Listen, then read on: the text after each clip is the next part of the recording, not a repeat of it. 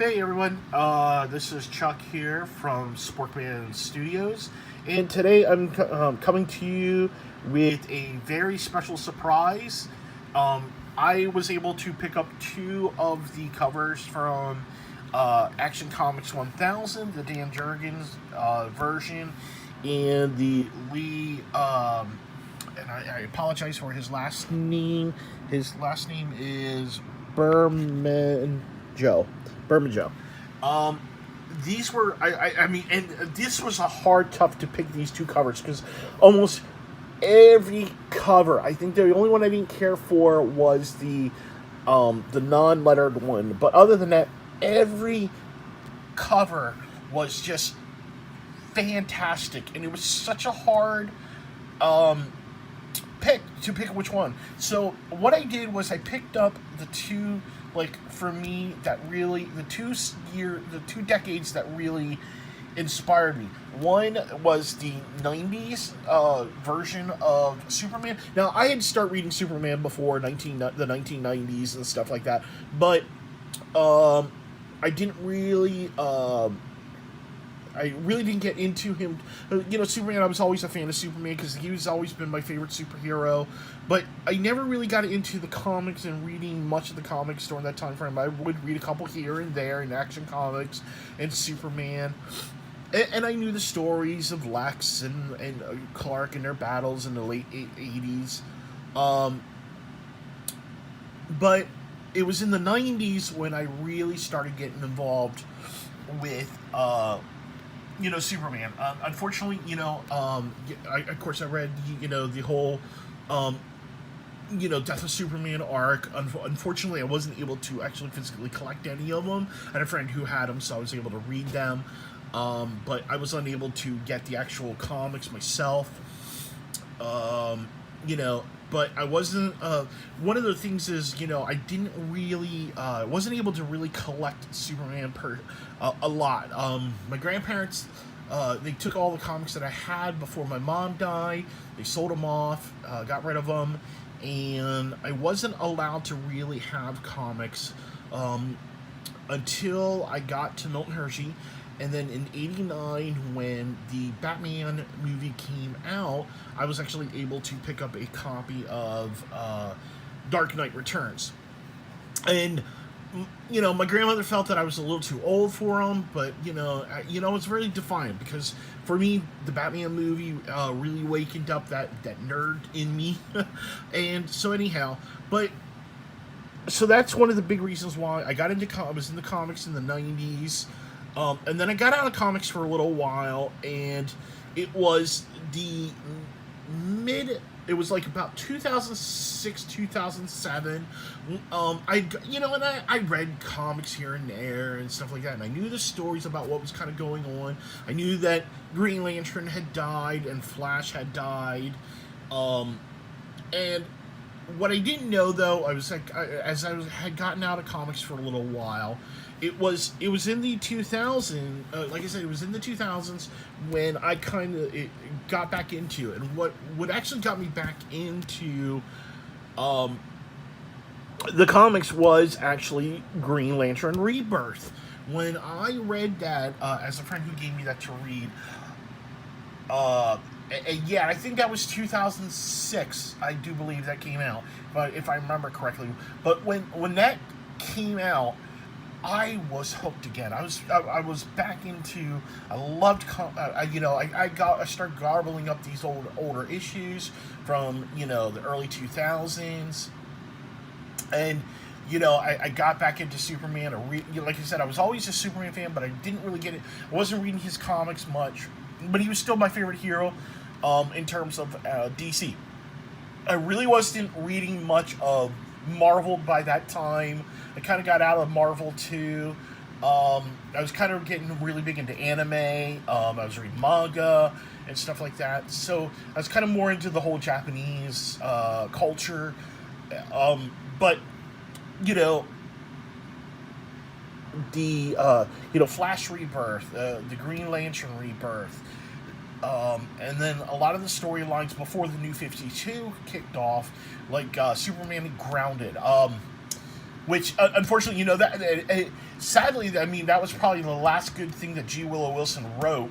And because Grounded was a really good series, I really liked how they took Superman and they had him walking around. Now this is before Convergence and stuff like that.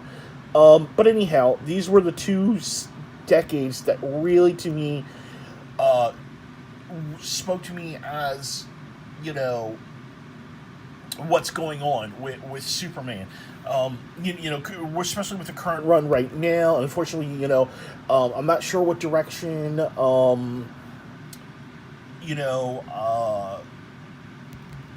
Brian Michael Bendis is going in, and I'm afraid, but, for right now, Action Comics and Superman, I fell in love all over again. This was the reason why I read comics in the first place, was because of those stories. So anyhow, I really wanted to get the issues that I felt that spoke to me. And like I said, Dan's cover really spoke to me as, being a huge fan of Superman in the 90s. And then, getting that rebirth back here in the 2000s. I wanted to grab those two. If I would have had more money, I probably would have picked up more. So, in reading the comic, I've only read part of it, but I wanted to touch base on, I felt that what I read was fantastic. This artwork in all the issues, them talking about, all, the first story on how they they talk about Metropolis and all the different things where Superman's trying to save the day, and all the people that were inspired by Superman, people that were touched by Superman in some way. Now here's Superman, he's kind of wondering what's going on. He knows that these enemies are still here, but he thinks his mind's playing tricks on him. Meanwhile, people are still talking about why Superman gave him hope. This guy right here was really awesome story to read his backstory. He was a criminal, got into the the background of being some of the villain, henchmen for the villains, and each time turn around, Clark never gave up on him, and that's awesome because I see a character like Superman. He doesn't want to give up on anybody. I mean, he doesn't give up on Lex Luthor. He's what we should aspire to be, and that's what's great about Superman. I want the hero. He represents what we could be in terms of being people, wonderful people, excellent people. In all intents and purposes, I know a lot of people says DC. Oh, DC's so boring. The characters are so OP. But you know what? The thing is, there's a reason why. You gotta remember, DC is more about, they're almost like the mythology gods, and religious gods, for instance, the Greek gods, and then you have you have your different things. Superman being the representative of Judeo-Christianity, Wonder Woman for the Greek culture, Greek and Roman. You have Zatanna being for the New Age, Batman being the human, the representation of humans. You have Aquaman, who is the Atlanteans. So you have all these different aspects that these characters touch, and Superman. In all honesty, in the beginning, when both Superman and Namor, because those are both actually the first superheroes that we would call modern superheroes. Superman was created in July of 38 or 39, excuse me, and no, 38, excuse me, July of 38, and then you had also in that same year was Namor. So he was in November of 38. So both those characters represent the characters of Marvel and DC. So, but the characters are great. Look at this. Here is the homage to Superman in the 1940s, punching Hitler. him, there, saving the day with his, all the different costumes as he goes through the decades, changing. Here is, so we're gonna go here. Let me go back here. So we have Superman of the early 30s. One of his early designs. And then we have, I do believe, no, I'm sorry, I believe that's the 40s. Then we have the 50s, which would have been the Fleischer era. And then we have the 60s. I do believe this is actually the 80s and 90s. And then, we look at this artwork, it's just unbelievable and beautiful. I mean, the artwork is just unbelievable.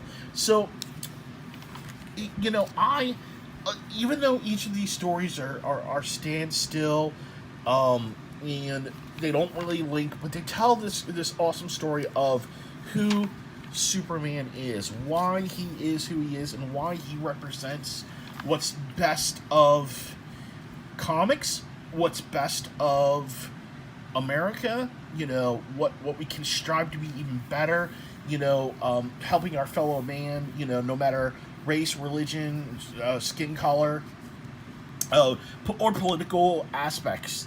This is what we need to do. We need to be like the heroes that we create. We have to be inspired. So anyhow, I would, in all honesty, I would, for what I read, I would give, so far, I would give this a nice good 8 for some of the stories that I read. Now I'm probably sure it's going to get better. Cover wise, I'm going to give them 10 out of 10 because unbelievable covers.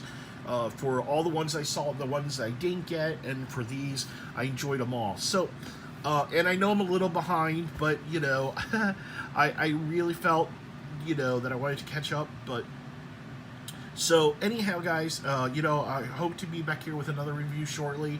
I have some other comics I need to catch up on. I picked up the, Batwoman, the Greg Rucka and J.H. Williams, the third run. That was a fantastic series, and I actually had all the floppies on that, but I wanted to have that in the trade, so I went back and got that. And I also picked up Cable Newer Mutants, the John Malin. So I'm going to be reviewing that here real shortly. I have read it already, and so I'm going to do a review. All right, guys, thank you for tuning in, and I'll check you later.